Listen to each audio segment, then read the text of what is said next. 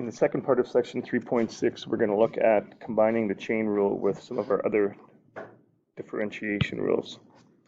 So if we take a look at our first example here, we have a quotient rule that is raised to a power of 6. So this is really a chain rule with a quotient rule on the inside. So the first thing I'm going to do is I'm going to take the derivative of the outside. So I'm going to bring the 6 out front, and the 2t minus 1 over t plus 2 will drop down to the power of 5. And then I must multiply it by the derivative of the inside, which is a chain rule, or quotient rule, sorry. So it's going to be the denominator times the derivative of the numerator minus the numerator times the derivative of the denominator all over the denominator squared. All right, so right now I am going to look at simplifying this portion here. Okay, remember, if you have a fraction raised to a power, that is really the numerator raised to the power and the denominator raised to the power. So in this particular case, it's going to be 2t minus 1 to the 5th power and t plus 2 squared to the 5th power. And now I'm going to clean up the numerator on this other term, so I'll distribute the 2, get 2t plus 4, distribute the negative sign, and this is all over t plus 2, still all squared. This is going to equal 6 t minus 1 to the 5th over t plus 2 to the 5th, and the two t's are going to cancel. I'll be left with 5 over t plus 2 all squared. And if I simplify now, multiplying straight across, I get 6 times 5 is going to be 30. And in the numerator, I have 2t minus 1 to the 5th. And on the bottom, notice that these are like terms. And when I multiply like terms, I simply leave the base and I add the exponents. So there would be my final answer. So again, we're done calculus at this stage right here, and the rest is just algebraic simplification. In our next example, we have the multiplication of two terms, so we're going to use the product rule. But when I do the product rule of my two terms, when I take the derivative of each term, I have to use the chain rule. So to work this one out, we're going to have f prime of x is going to be the first function, which is x squared plus 1 cubed, times the derivative of the second one, which is going to be the chain rule. So it's going to be 4, 2 minus 3x to the third, times the derivative of the inside, which is negative 3. And then I have to go plus my second function, which is 2 minus 3x to the fourth, times the derivative of the first. So again, it would be the chain rule. So the 3 comes out front. I leave the inside alone, drop it to the power of 2, then multiply it by the derivative of the inside, which is 2x. So now we're just going to simplify this. So again, we're done calculus right here.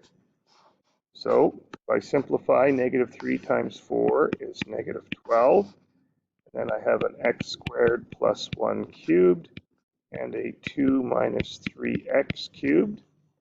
And in my second term, I have a 3 times 2x will give me a 6x. And I'm going to write these factors in the same order as I have over here, just so it's going to help me out in my next step. So I'm going to put the x squared plus 1 squared times the 2 minus 3x to the fourth. Now I'm going to look for my greatest common factor. So if I look at my 6x and my negative 12, I can take out a 6. I have 3 x squared plus 1's here and 2 over here, so I can take out an x squared plus 1 squared. And I have 3 2 minus 3x's on this term and 4 over there, so I can factor out 3 of them. And now when I factor, I'm really dividing this greatest common factor into this and into this. So if this is divided into that, negative 12, the factor out of 6 is going to be negative 2. The x squared plus 1, I took 2 out, so I'm going to be left with 1 inside, and the 2 minus 3x is gone. If I take a 6 out of 6x, I'll be left with an x. Both of the x squared plus 1's are gone, and I'll be left with 1 of the 2 minus 3x terms. So let me just clean this up a bit. Okay, so now once I've done that, now I can do some multiplying in here and collecting like terms. So my first greatest common factor is not going to change.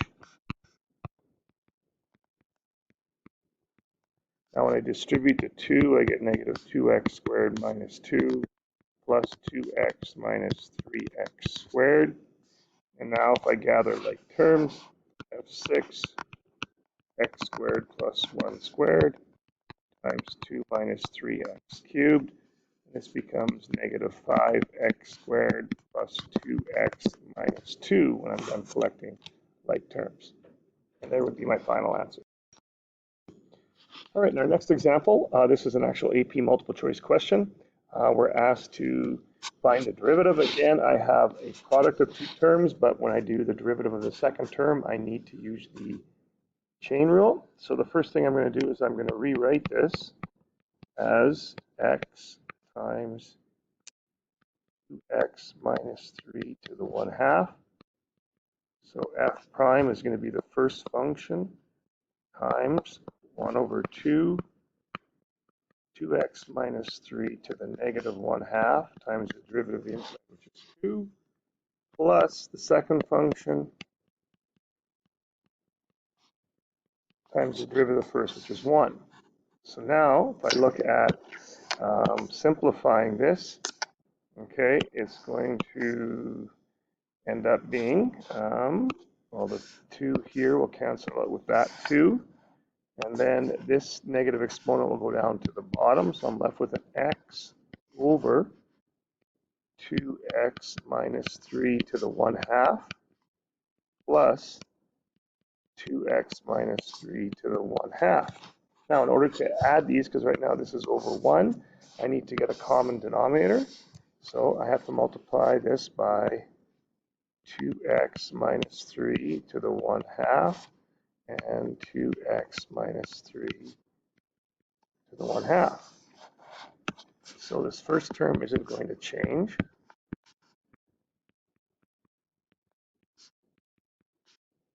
Plus here when I multiply my two radicals, I end up with whatever is underneath the radicand, which is 2x minus 3. And then my denominator is 2x minus 3 still to the 1/2.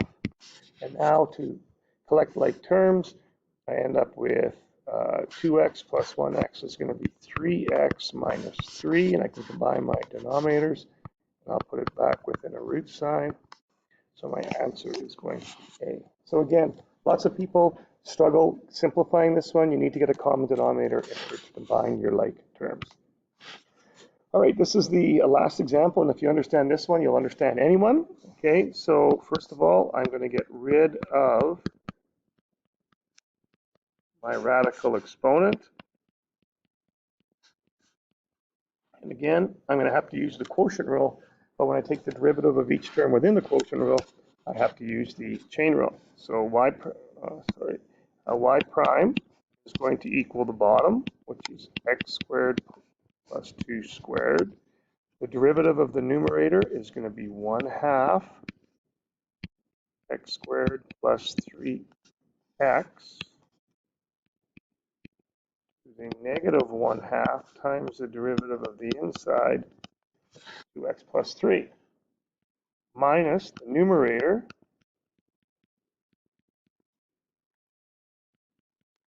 times the derivative of the bottom, which is going to be 2x squared plus 2 to the first times 2x.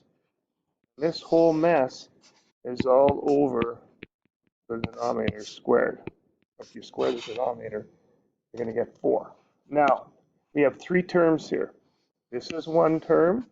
There's a minus sign there. I should make that a little bit more predominant. So there's a minus sign there.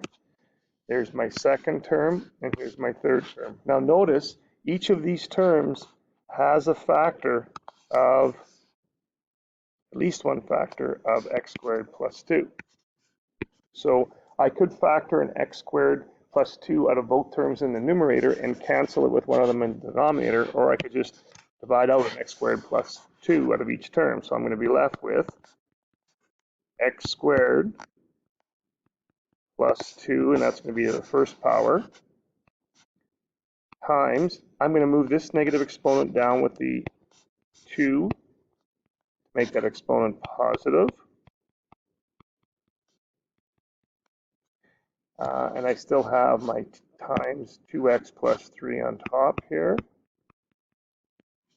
And then minus, this guy's going to be gone because I cancel them out. 2x times 2 is going to be 4x times x squared plus 3x to the 1/2.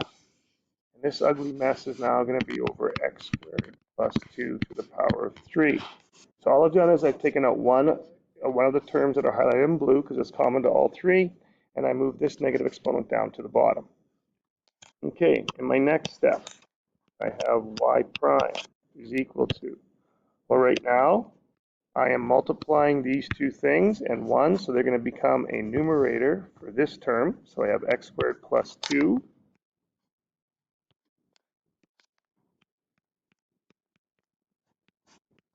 times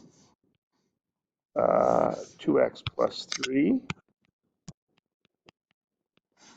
all over 2x squared plus 3x to the 1/2.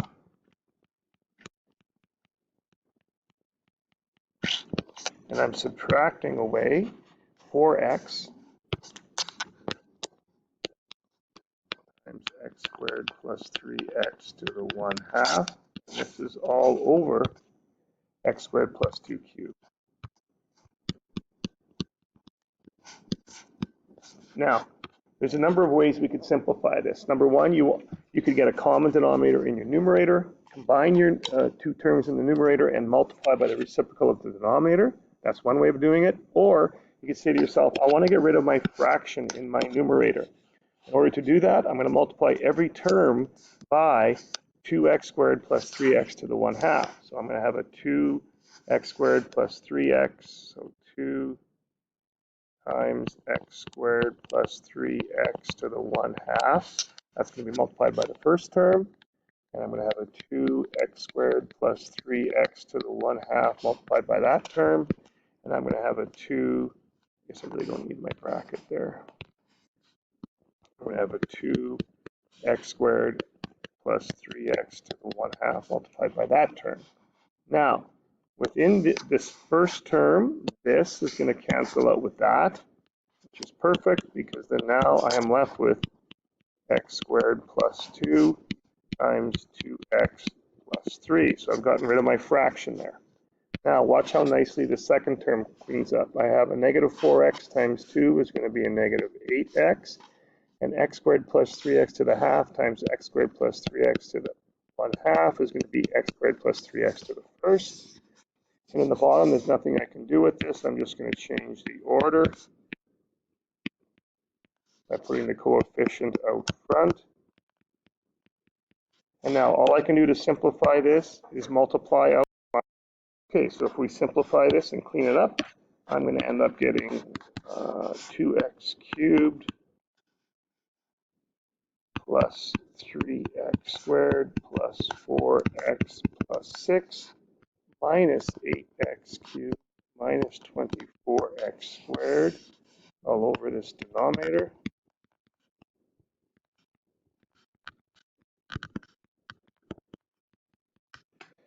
And now I'll just gather like terms up top. So 2x squared take away negative 8x squared is going to be negative 6, cubed. So 2x cubed take away 8x cubed is negative 6x cubed.